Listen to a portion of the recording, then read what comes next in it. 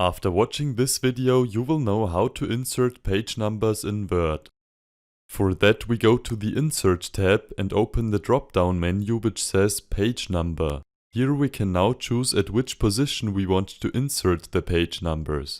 Since it is common to insert page numbers at the bottom of the page, we will go with this option here. Now we can furthermore choose from different styles and alignments, but I am going to insert the normal plain style here with a right alignment. As you can see, when we insert page numbers, the header and footer area will automatically be activated. This is because the page numbers are always being inserted in this area.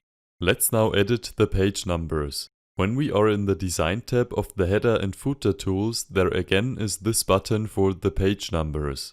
When we click on it, we can change the chosen style and position of the numbers, but the more interesting part is the button which is called Format Page Numbers, because now we can change the page counting symbol and we can, for example, choose an alphabetic counting.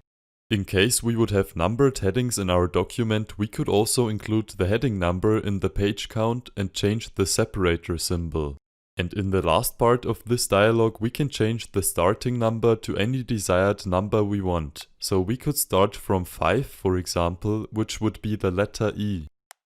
And that's it. Now you know how to insert page numbers in Word and how to change their position, their design, the counting symbols, and the starting number.